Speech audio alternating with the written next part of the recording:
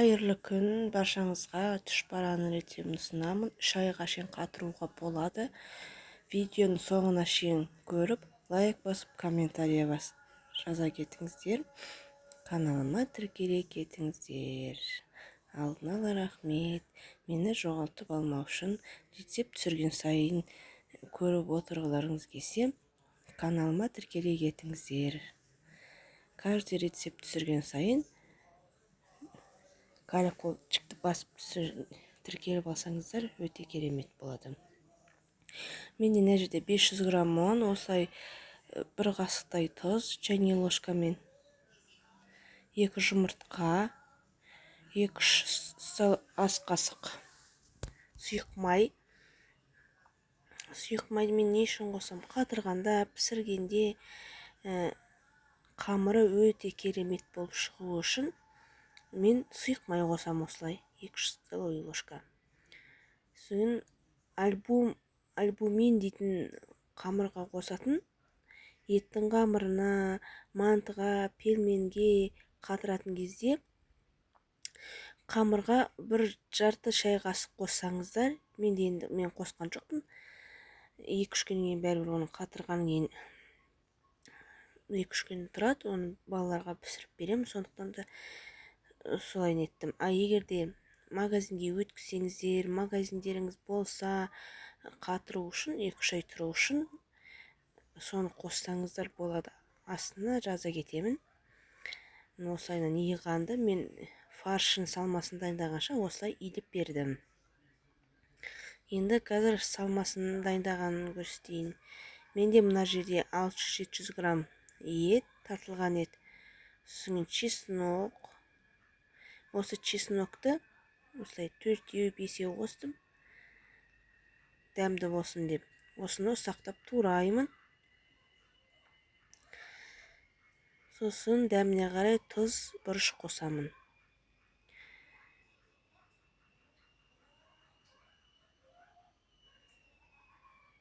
Осылайынан ұзын жағып, сақтап турап аламын.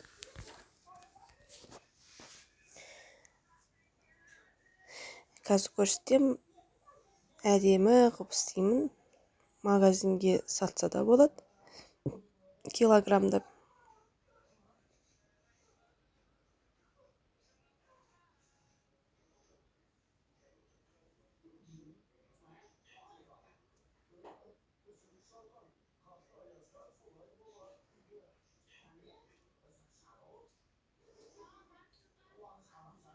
Әлі талай рецепт түсіремін.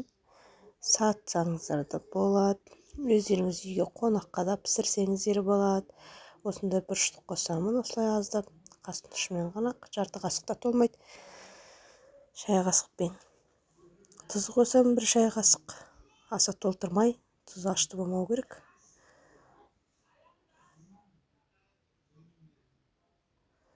Сосын осыны жақсылап тұрып араластырамын. Бір кішкентай жұмыртқа болса, жұмыртқа қосып жесеңіздер болады. Етіміз шаршамайды, пияз да шаршамайды пельменнің ортасында. Әсіресе манты істегенде мантыға қосқан жақсы. Пияз, капусталар шаршамайды, сочный болады.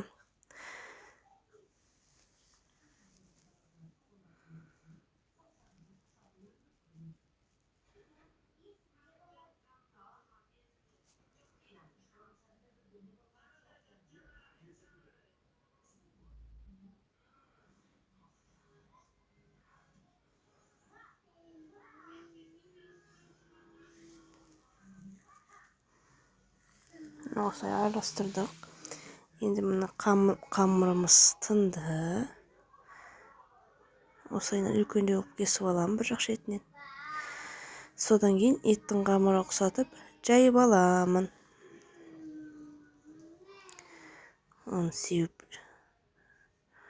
осылай оның үстіне қойып, жұдырықпен басып кішкене басып аламын.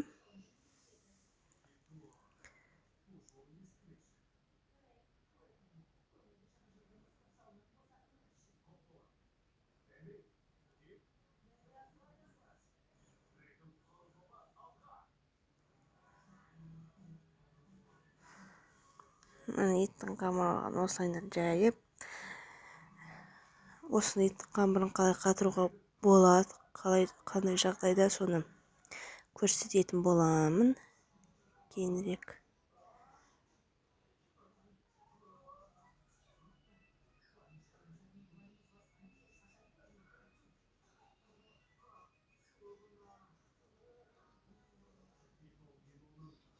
Осылайынан етін ұқсап жұқа қылып жайып алдым.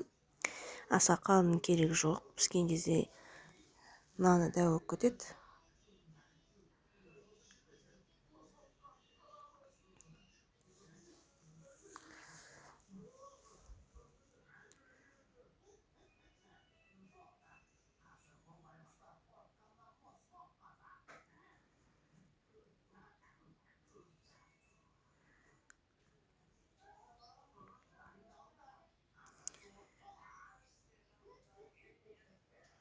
Енді міне жайып болды. Міне домалақ, ұсақ түйек сататын жерлерде болады домалақ. Сондай кішігімен басып домалақ қылып аламын. Осылайынан төртке бүктеп аламын.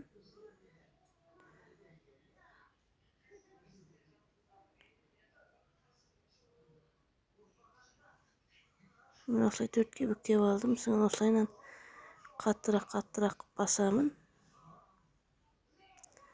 Кішкене тезірек болады. Осылайынан.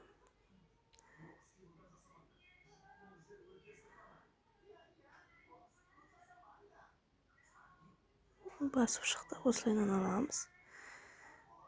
Бәрі пелмен, бәрі біркелкі болып шығады.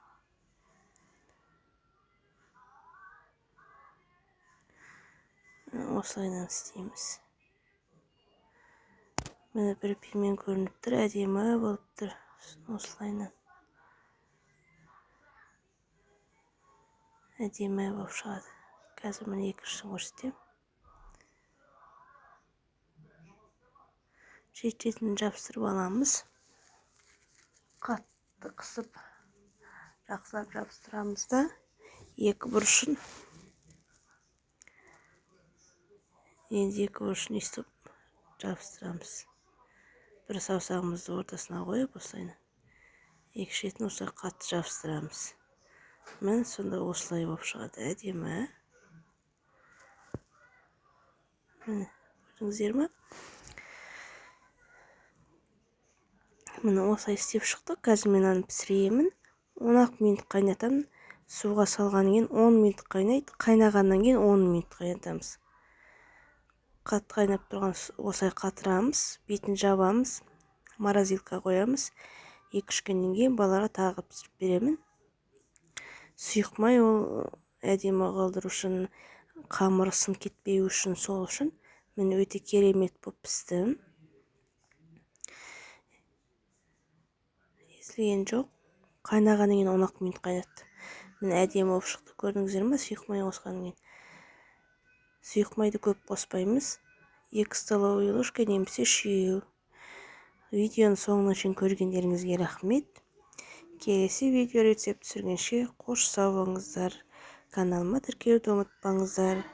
Келесі кездескенше рахмет.